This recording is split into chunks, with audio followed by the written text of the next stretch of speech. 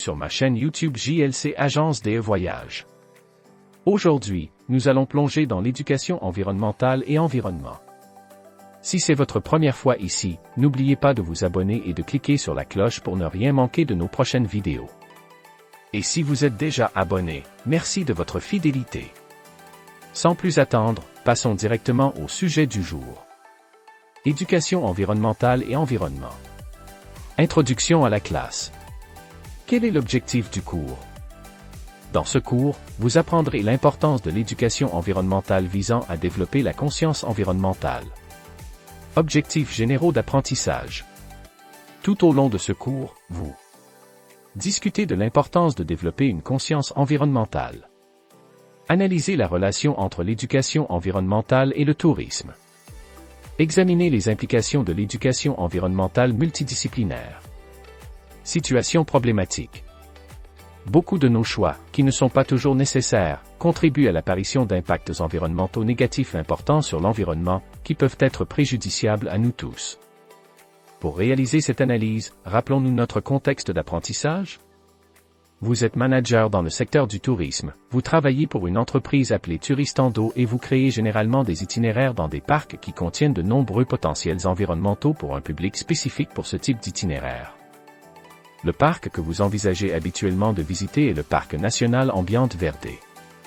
Entre novembre et février, l'entreprise qui gère le parc constate que les taux de dégradation de l'environnement augmentent considérablement et cela fait référence à la fréquentation touristique, qui est élevée à cette période de l'année.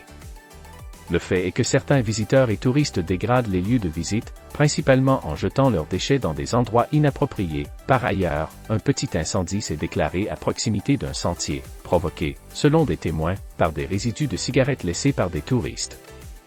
Ces faits ont été confirmés par vous lors d'une visite sur place, et cette société pourrait perdre la concession de gestion du parc en raison de ces facteurs, ce qui pourrait conduire, surtout, à sa fermeture, ce qui entraînerait une perte de clientèle pour la société Turistando et, avec cela, une réduction de leurs revenus. Dans ces conditions, que peut-on faire pour résoudre ce problème?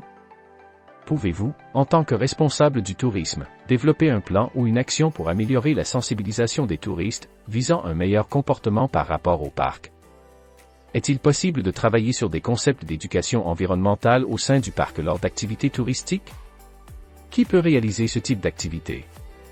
Existe-t-il une structure pour recevoir les touristes? Comment pouvons-nous agir, en tant qu'entreprise, pour garantir l'efficacité de ces activités? Pour répondre à ces questions et à d'autres, commençons notre cours.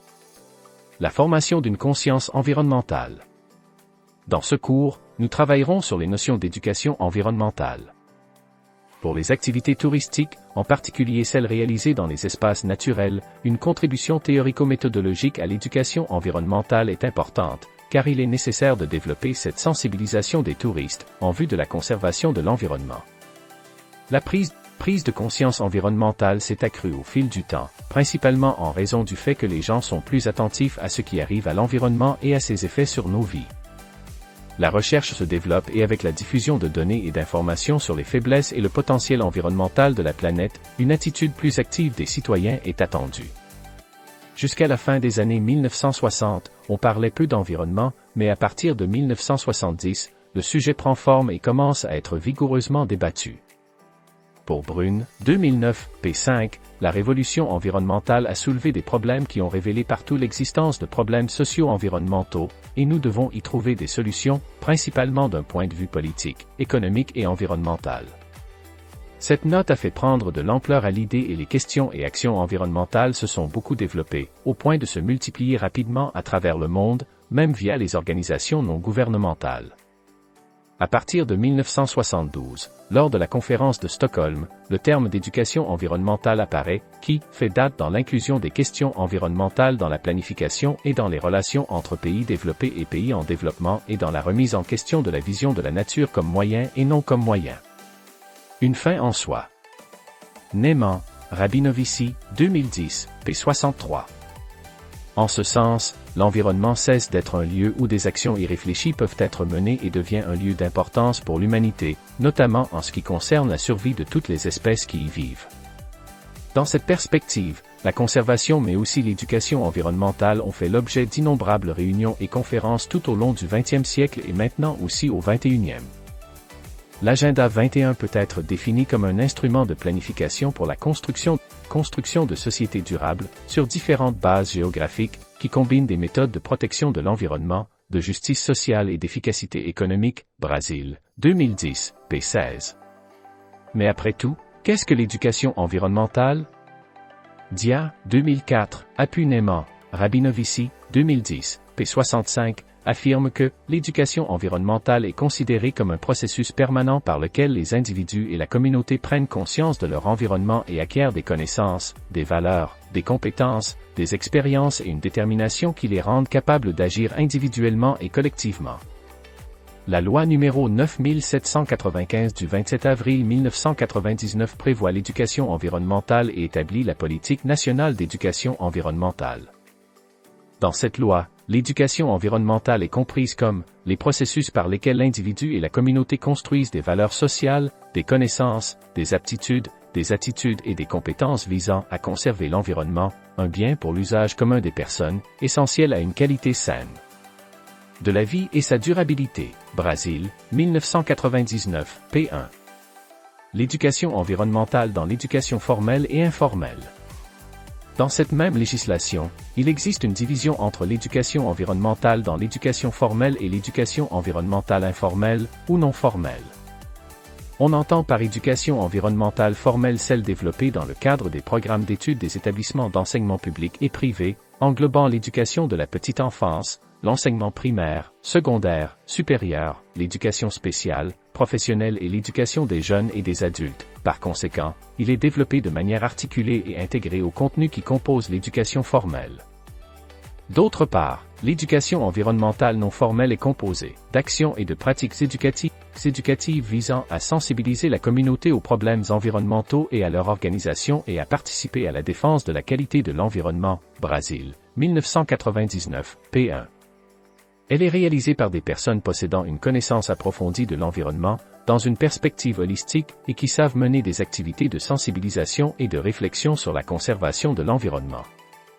Il est possible de constater qu'il existe d'innombrables activités de tourisme, loisirs qui peuvent être réalisées dans les espaces naturels.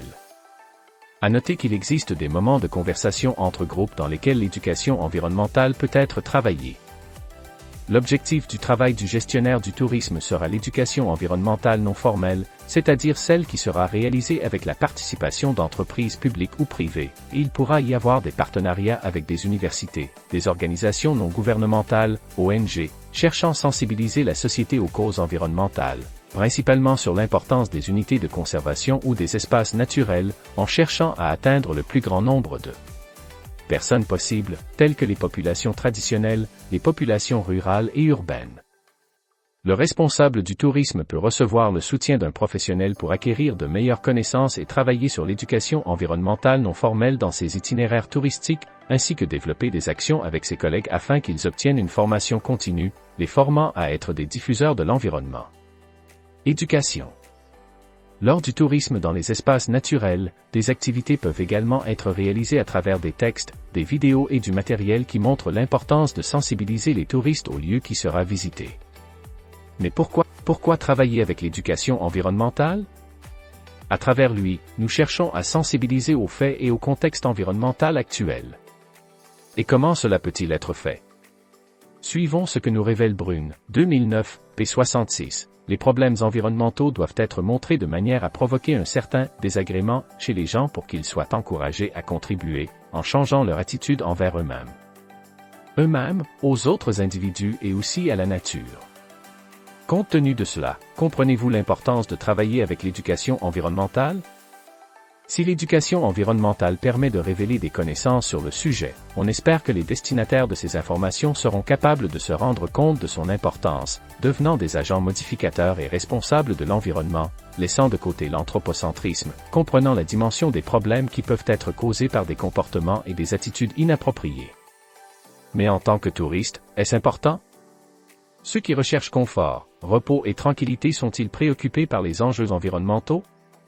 C'est précisément à ce stade qu'une analyse de l'importance de l'éducation environnementale s'impose.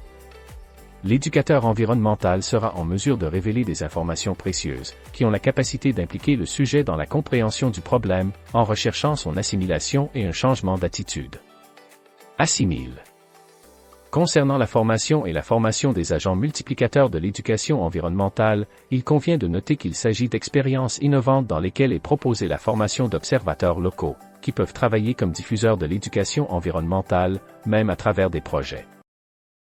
Et voilà, c'est tout pour aujourd'hui. J'espère que cette vidéo sur les impacts environnementaux de l'activité touristique vous a plu et que vous avez appris quelque chose de nouveau. N'hésitez pas à laisser un commentaire ci-dessous pour partager vos pensées et poser vos questions, j'adore lire vos retours. Si ce n'est pas déjà fait, pensez à liker la vidéo et à vous abonner pour ne pas rater les prochains contenus. Merci d'avoir regardé, et à très bientôt.